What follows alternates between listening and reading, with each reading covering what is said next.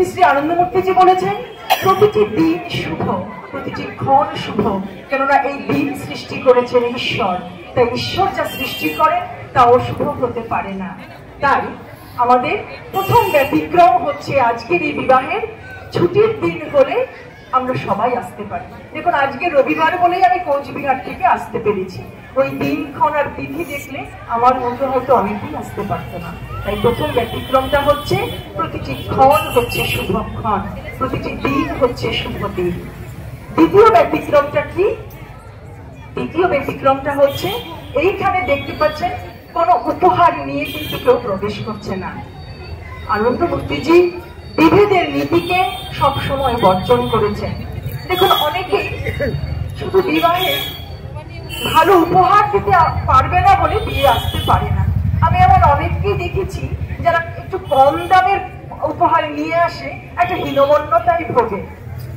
আর যারা উপহার গ্রহণ করছে আমি নিজের চোখে দেখেছি, বিয়ে শেষ হয়ে যাওয়ার পরে স্টিকার গুলোতে দেখছে কে কত দামি উপহার দিয়েছে, সেটা কোন নামে, মানে কারা বেশি বিবাহে উপহার নিয়ে এসে। এই যে একটা বিভেদের নীতি সমাজে আজকে দেখুন সবাই কিন্তু খুব আনন্দ, যে হয়তো 1000 টাকার উপহার দিতে পারতো না সেও আজকে হাসি মুখে এসছে এখানে। তা এই সমতা বিধান হলো আরেকটি ব্যতিক্রম। 3 নম্বর ব্যতিক্রমটা কি? 3 নম্বর ব্যতিক্রম হচ্ছে গন্ধ পাচ্ছেন, মাছ মাংসের পেঁয়াজের গন্ধ নেই এখানে। আমার আনন্দ উৎসবের জন্য কারোর কোনো প্রাণকে হত্যা করা আমরা আনন্দমার্গীরা সেটাকে বর্জন করি। দেখুন মানুষের খাদ্য কিন্তু শুধু দেহের জন্য নয়, মানুষের খাদ্য বিচার করতে হবে তার শরীর, মন এবং অস্তিত্ব, আত্মা। এই যে ত্রিস্তরীয় অস্তিত্ব, আমরা এমন খাদ্য গ্রহণ করব যেটা এই ত্রিস্তরীয় অস্তিত্বের জন্য শুভ। তাই আমার আনন্দ উৎসবের জন্য আমার অধিকার নেই কোনো প্রাণীকে হত্যা করে ফুর্তি করা। তাই আজকের এই অনুষ্ঠানে আমরা সাত্ত্বিক ভোজনের আয়োজন করেছি। আনন্দমার্গীরা সবসময় কোনো আধ্যাত্মিক অনুষ্ঠানে সাত্ত্বিক ভোজনের ব্যবস্থা করে থাকে। 4 নম্বর ব্যতিক্রমটা কি? না 4 নম্বর ব্যতিক্রম হচ্ছে এই যে বলছিলাম প্রথমে যে কেন এখানে ছাদনাতলা নেই আর কেন পুরোহিত মশাই নেই, তার কারণ হচ্ছে আমরা যত যা কাজই করি না কেন সবে যদি শূন্য হয়, যদি এককে ভুলে করি, আর এক হচ্ছে ঈশ্বরের আরাধনা। তাই এককে যখন সাথে নেবেন আপনি যতগুলো শূন্য দিন না কেন তার ভ্যালুটা বেড়ে যায়। একের পাশে একটা কাজ করলে 10, আরেকটা শূন্য বসালে 100, কিন্তু এককে বাদ দিয়ে আপনি যেই মানে যা অনুষ্ঠান করুন না কেন সবই কিন্তু শূন্যই থেকে যাবে।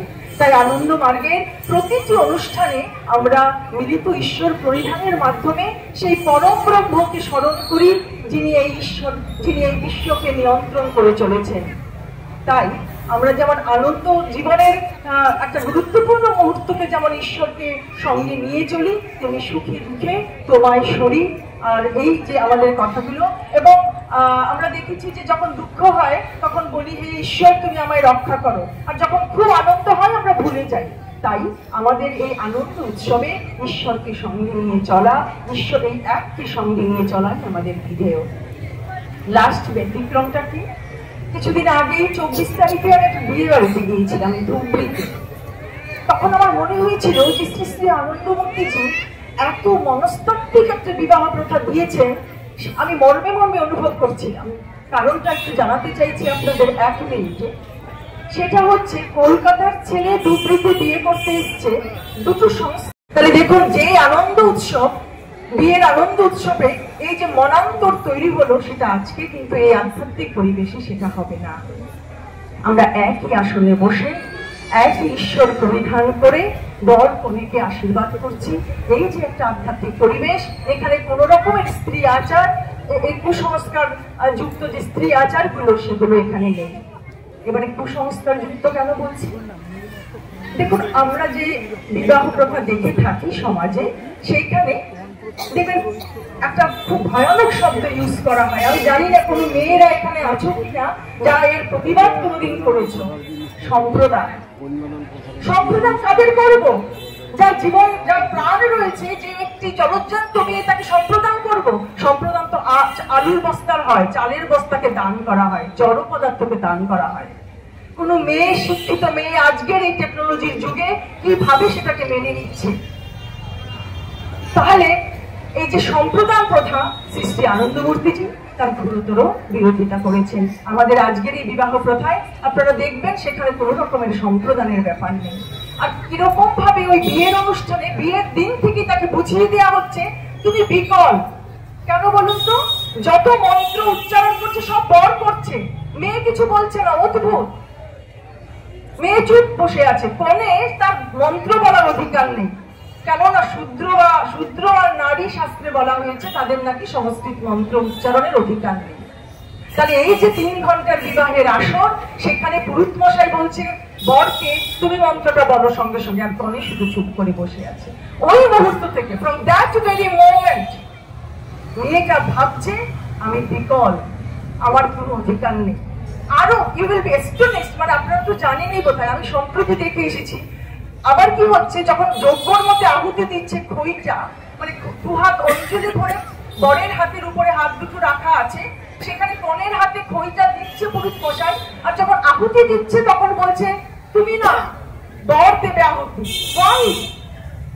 তার মানে প্রতি পদে পদে আমাদের সিস্টেম বলছে, আমরা যে সমাজতন্ত্র যে ব্যবস্থা তৈরি করে দিয়েছি, সেখানে বলা হচ্ছে তোমার এই সব আচারের অধিকারই নেই। কেন? খইটা তো সে তার হাতে, সে কেন অঞ্জলিটা বরের হাতে দিলে পরে তার বলছে না, মেয়েদের হাতের অঞ্জলি ওই যজ্ঞে যাবে না। আমি বলতে চাই, মেয়েরা তোমরা কোনোদিন কি এর প্রতিবাদ করেছিলে? তাহলে এই যে কুসংস্কার, শুধু কুসংস্কার কেন বলবো, মানবতা বিরোধী একটি মানুষের যে মনুষ্যত্ব, সেইটাকে কিন্তু প্রতি পদে পদে স্খলন করা হচ্ছে। তাই আনন্দ মার্গের এই ধরনের কোন রকমের কুসংস্কার নেই। এমন কোন আইন বা রীতিনীতি হতে পারে না যেখানে তার মনুষ্যত্বকে আঘাত করা হবে। আইন তৈরি হবে মানুষের মানবতাকে গৌরব উজ্জ্বল করার জন্য। রীতিনীতি, ধর্মীয় আচার আচরণ তৈরি হবে মানুষের মানবতাকে, মানুষের মনুষ্যত্বকে